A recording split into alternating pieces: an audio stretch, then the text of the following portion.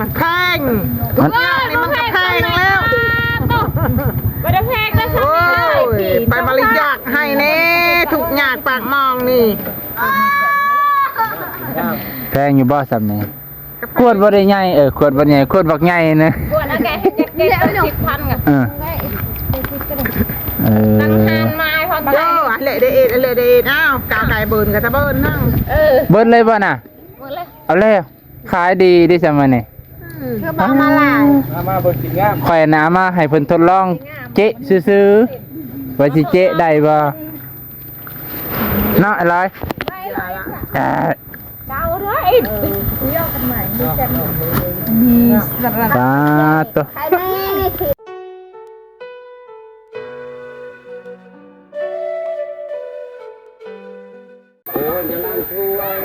สบายดีพ่อแม่พี่น้องลุงป้าที่เคารพเช่นเก่าเช่นเคยตอนแรงตอนเย็นของวันที่5 มกราคมพี่น้องมื้อนี้บ่น้องเอาอันนี้มาฝากนวลให้พี่น้องโอ้ตัว10 ขวดพี่น้องจักน้ำยังแหละเดี๋ยวสิมาบอกเพิ่นอีกทีนึง10 ขวดบ่าวน้องมาเฮ็ดเองผสมเองให้เพิ่นจำหน่ายในหมู่บ้านขวดละ 10,000 ก็ได้หลายอยู่พี่น้องขวดละ 10,000 ก็ขวดละ20 บาทพี่น้องเนาะเพิ่นก็ด้วยที่ว่าลุงเพิ่นเมตตาอยากให้นวลเพิ่นมีรายได้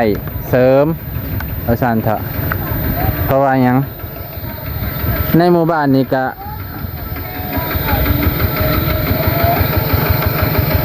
มันบ่มีผู้ใดเฮ็ดแบบนี้นะพี่น้องมันบ่มีผู้ใดเฮ็ดแบบนี้ก็เลยให้เอื้อยเพิ่นนี่รายได้เสริมแน่อีกทางนึงนอกจากงานเสริมที่เพิ่นเฮ็ดปัจจุบันก็คือแกะมะขามนี่คืองานเสริมเพิ่นแกะมะขามขายนี่เพิ่นแกะแล้วแมลงเพิ่นกระจูดว้าตะมะขามในโลละ 7,000 กีบให้เพิ่นน่ะนี่แม่ๆเพิ่นก็แกะอยู่จังซี่แหละว้าตะลงแล้วบ่มันหลายแล้วเนาะช่วงนี้เนาะลายแล้วเขาก็เอาลงเลยบัดเอาก็เป็น10มันฮะอันนั้นละอะไรต้องมาซื้อในนี้วันนี้โลละ10ค่ะ10แล้วโล10ผู้เลยเผาแกะนะครับถามดีว่าเอามาเริ่มประหยัดแล้วนะครับบ้านอันนี้เนี่ยบ่นี่บ้านเอง นี่นี่ต้องบอกว่าลินเก่งๆอะค่ะมาใช่มาค่ะมีบ่โลนึง10,000คนเราเรานี่คือยาแล้วบ่แม่นเราเล่นบ่ยันเราลินกันอีโลละ 10,000 ก็ช่างแม่คนป้องเนี่ยเดี๋ยวแม่จะพูดภาษาไทยให้ถูกจัดอันนี้แมนยังก็ไอ้ทองไอ้ทองมีไอ้สิงมีไอ้สงมีไอ้สงเพิ่นกระดูกคือกันเด้อไปน่ะแกะมะขามขายแกะมะขามคือเขาแล้วนี่เขาโลแล้วนี่บ่ซื้อน้ำไผซื้อท่านเพิ่นใส่โอ้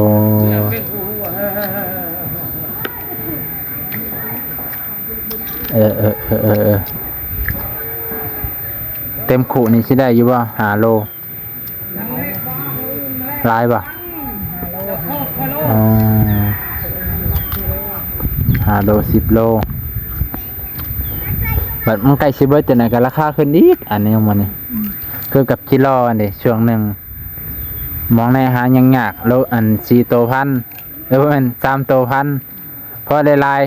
เขาก็ว่า4 โตได้บัดนี้4 โตพันขุดจนสิเป็นสิตายเนาะ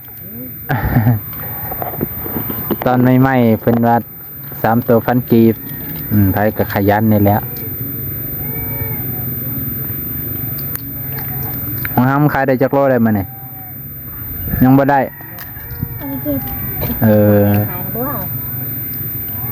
บ่ได้เก็บซ้ำมันเนี่ยนี่เป็นแม่ เออเป็นได้เกินอันมักให้เทพูนี่ก็เป็นได้คือให้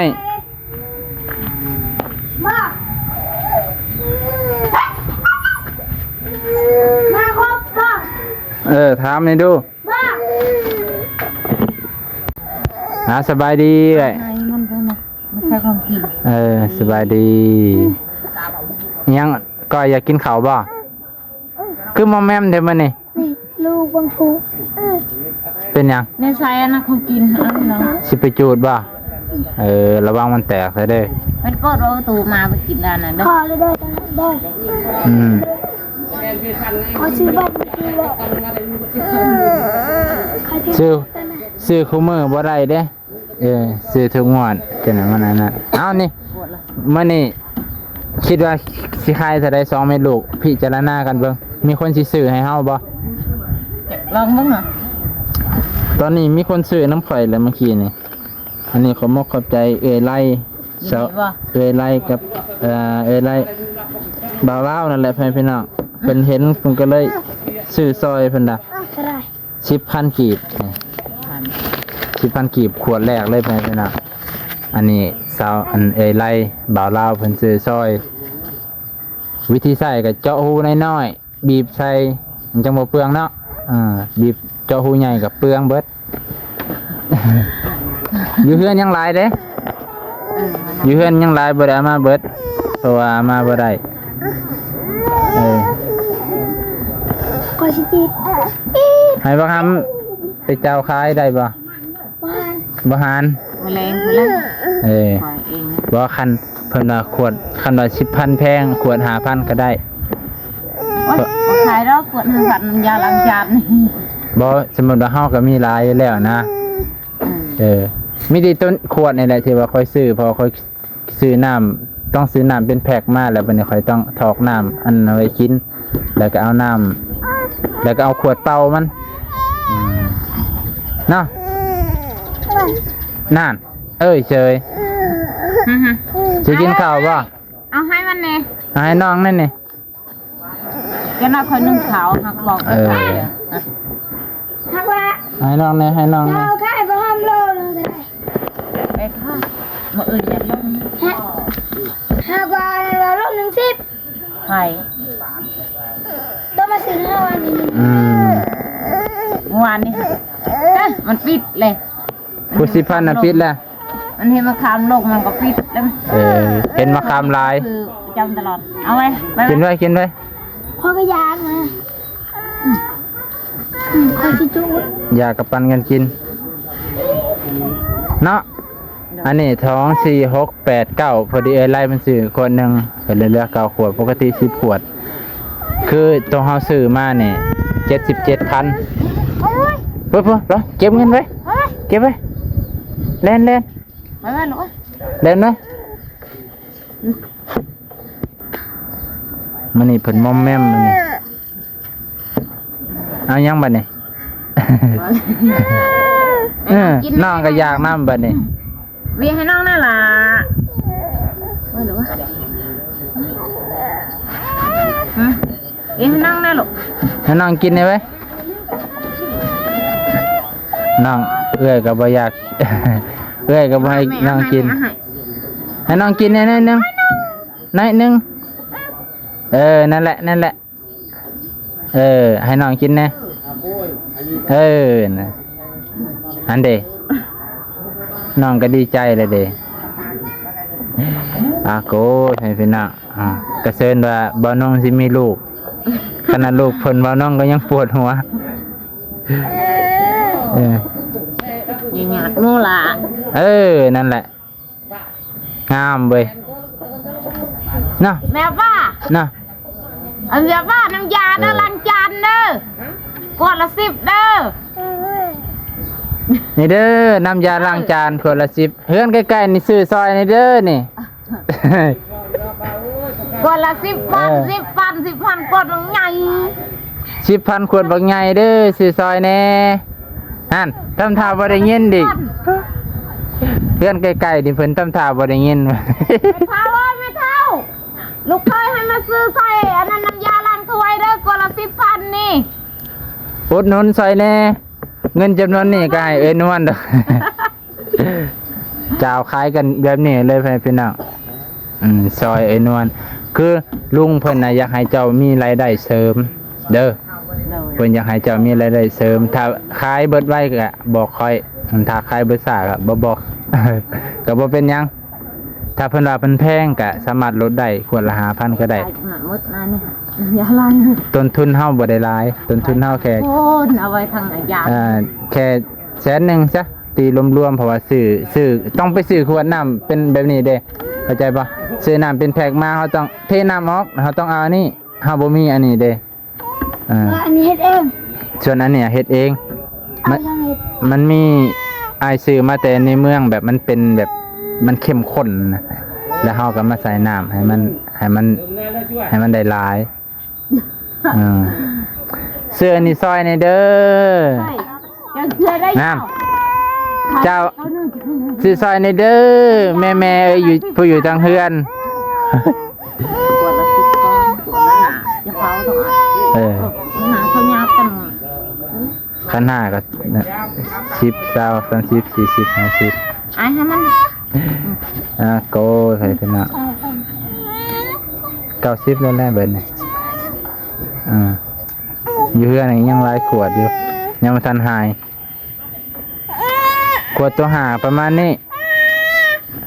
สิเอา2ขวด2แบบมาให้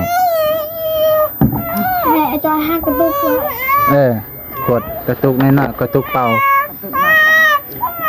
หน้าเป็นยังนี่กูยจนแผลนั่นนะบ่ นี่ แผลปุ๋ยนะบ่ ไอ้เอามาสิ ข้าวไว้ แผลมากระปุ๋ย สีทอง เบิ่งแผลเป็นน่ะมือน้องแบบเราแกะแต่มะขามแกะเบิดมือเบิดเว้นเพื่อจะได้เงินแต่ละพันเนาะ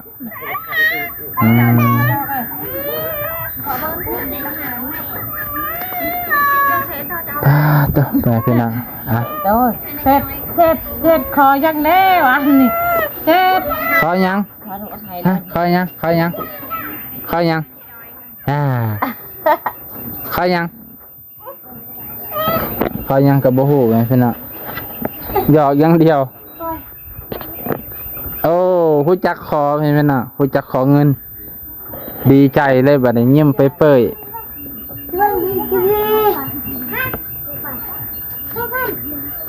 ป้าตัวแบะเข่ามาในบ่แม่นเป็ดเข่ามาในพี่น้องยันสิได้อ้อมหัวไว้อยู่นี่เนาะเพราะว่าเป็ดมันเข่ามันขี่ใส่เอาหมดอันนี้แหละนี่ เนาะเป็นตะคืออยู่ บ่ได้ดอก บ่หุ่มบ่เลิกครับ พี่เล่นเป็นก่อนได้แต่นี้อันนี้ก่อนได้แต่นี้ก่อนนี้พ่อเล่น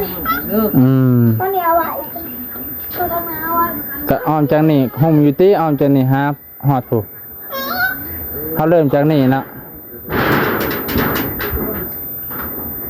เพราะว่าเป็ดมันเข้ามาในก็บ่ว่าดะ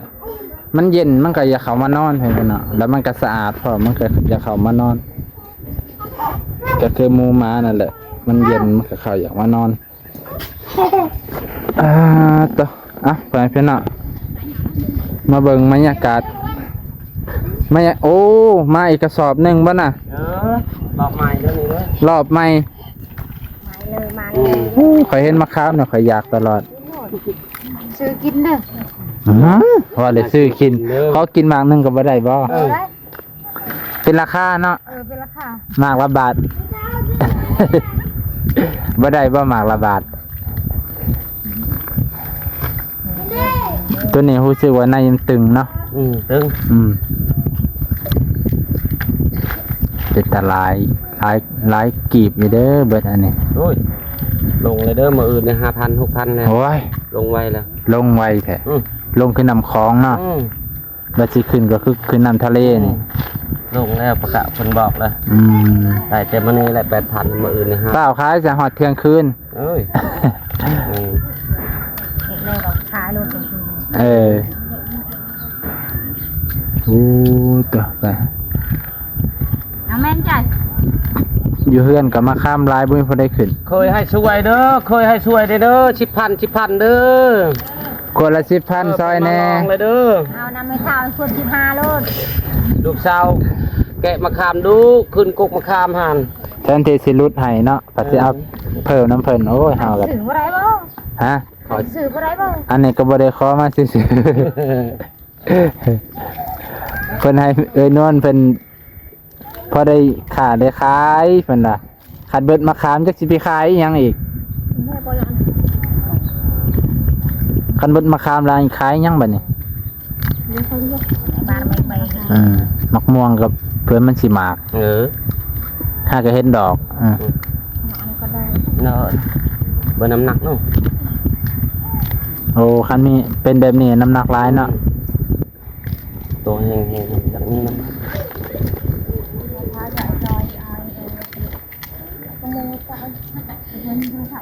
ยาวเนี่ยลึงห้า อืม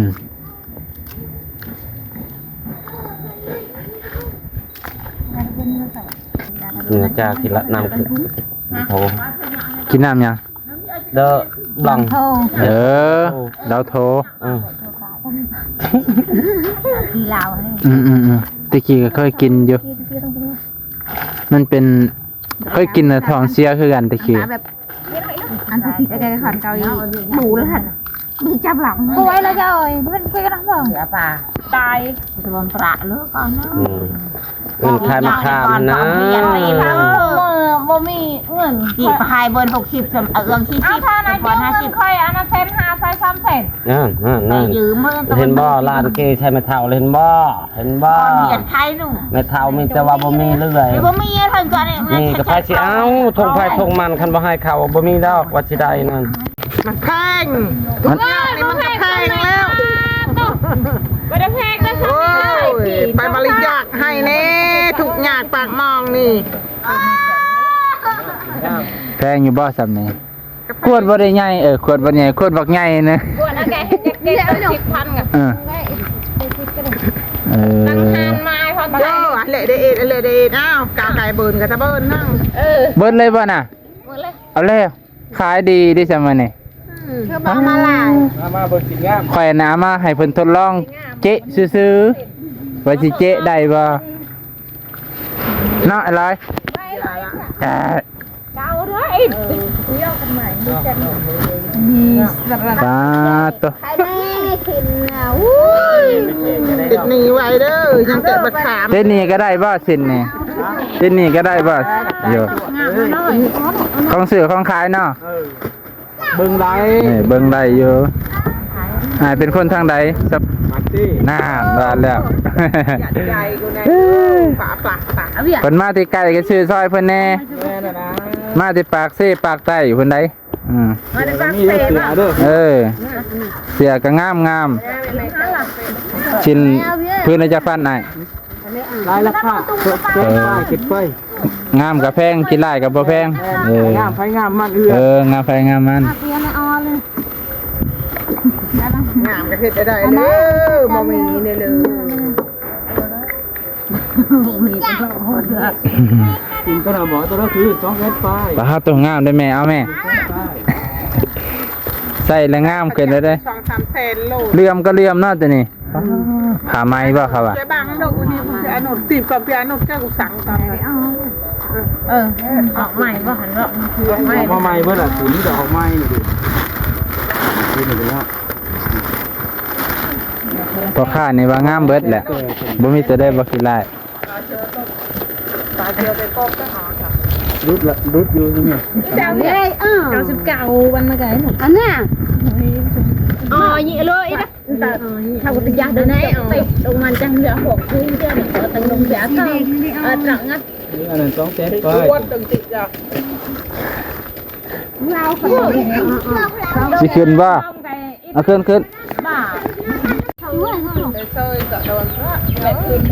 ผิงเห็นบ่ ได้เอาคนอะไรจะเซ็นหาคนละคน เพิ่นมาขายอยู่พี่ก็เอากำไรแน่แลเนาะ เปิดตลาดกับ แม่นกำไรกระเบิด เฮาบิ๊กอันนี้ แม่นแล้วค่าน้ำหมกน้ำมันซอยอ้ายเพิ่นแน่ถ้าเพิ่นมาขายเสียผู้ชายข่อยก็สิเอาอยู่นั่น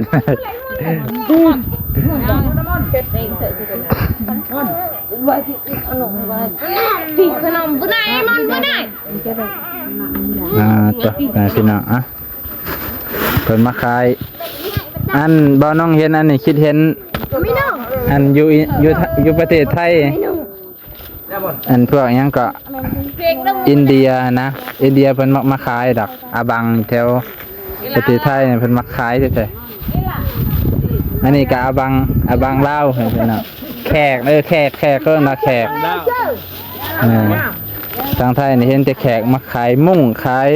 เสื้อขายสินขายผ้าอยู่ไทยนี่เห็น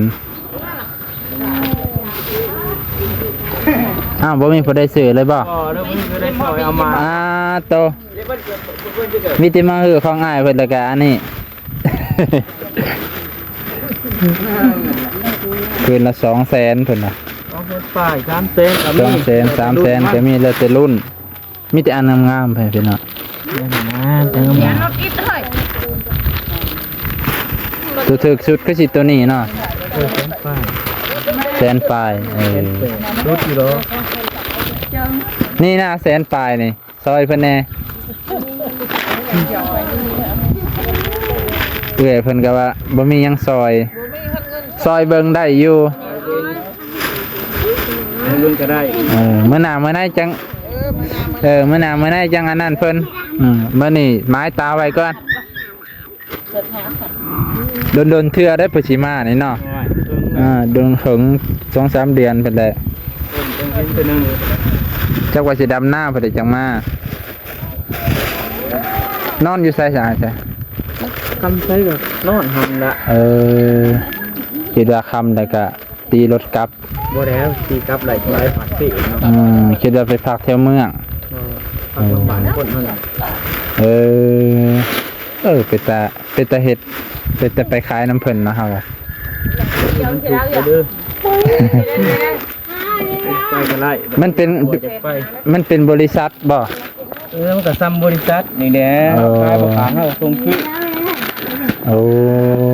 มันเป็นของเฮาเองคล้ายๆว่าบริษัทเพิ่นก็ส่งไปแต่ละแขวงแต่ละเมืองเนาะให้เพิ่นได้ถูกอยู่เด้อไปเพิ่นน่ะไม่ใช่เรื่องง่ายๆกันเอาไปขาย